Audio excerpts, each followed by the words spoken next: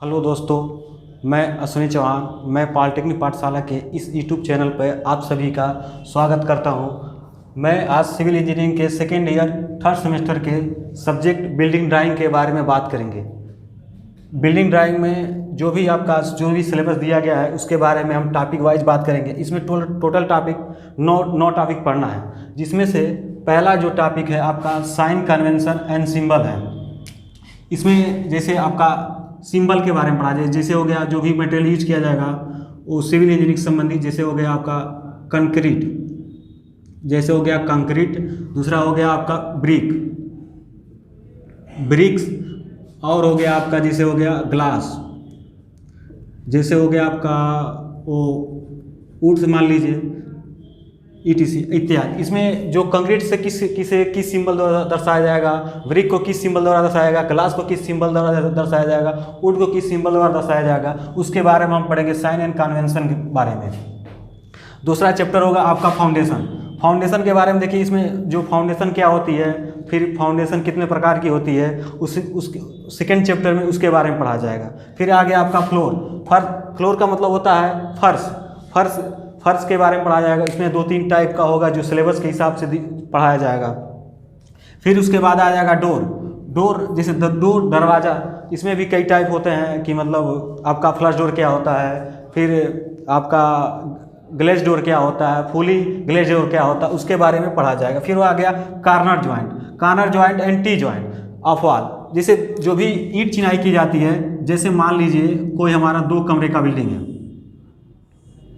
2 कमरे का बिल्डिंग है, मान लीजिए एक कमरा ए हो गया, एक कमरा ए हो गया। इसमें जो बाहर चला है, ये जो बाहर चला है इसको बोलते हैं आउटर वॉल, इसको बोलते हैं आउटर वॉल।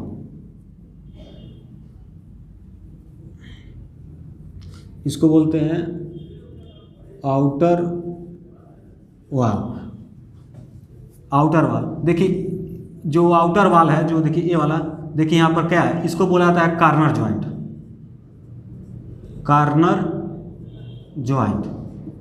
और ए वाला जो जॉइंट है इसको बोला जाता है टी जॉइंट, इसको बोला जाता है टी जॉइंट। देखिए टी आकृति जैसे दिखाई दे रही है, अतः इसे को टी जॉइंट बोलते हैं। अतः इस चैप्टर में जो कार्नर एंड टी जॉइंट, इसके बारे में पढ़ाया जाता है, कैसे बनाया जाता है, मतलब और किस कंडीशन बनाया जाता है, इसके बारे में पढ़ाया जाए। उसके बाद आ गया फ्लैट रूफ होता है। देखिए रूफ 2 प्रकार का होता है। एक होता है फ्लैट रूफ जो समतल होता है, जैसे जो हमारा जो हम लोग का घर बना होता है, चाहे जो भी बिल्डिंग बनता है शहर में, जो भी कॉम्प्लेक्स बनता है, उसमें क्या यूज किया जाता है, जो आपका है फ्लैट रूफ के बारे में यूज किया जाता है। और एक होता है, पहला होता है फ्लैट रूफ, दूसरा होता है स्लोपी रूफ।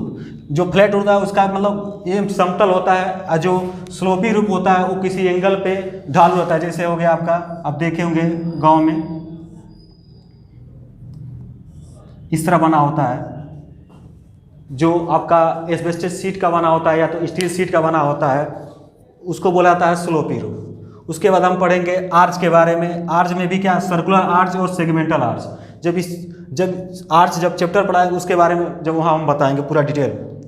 उसके बाद पढ़ेंगे dam proof treatment in basement of building.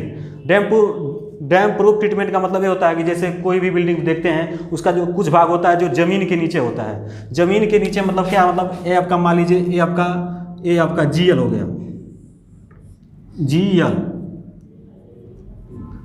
मतलब क्या है आपका, ये आपका ज़मीन है, जो भी आपका ज़मीन है, और इतना भाग क्या बिल्डिंग का नीचे है। अतः इसमें क्या, इसमें अगर ये ज़मीन कुछ भाग ज़मीन के नीचे है, तो इसमें क्या नमी जाएगी, सीलन होगा, या तो इसमें सीपेज करके जो पानी अंदर जाएगा, इसी को रोकने के लिए जो भी व्यवस्था की जाएगी उसी को बोला जाता है डैम प्रूफ ट्रीटमेंट। तो इसमें हम बिल्डिंग के बारे में से पढ़ेंगे, पूरा डिटेल के रूप में पढ़ेंगे। उसके बाद आपका जो भी इसमें जो भी डिटेल होगा उसके बारे में पढ़ा जाएगा। फिर उसके आ जाएगा plan and elevation of residential building. इसमें हम बोलेंगे जो भी बिल्डिंग होता है उसको प्लान के बारे में पढ़ेंगे और एलिवेशन के बारे में पढ़ेंगे।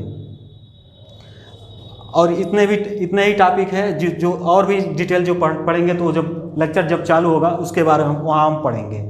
Thank you.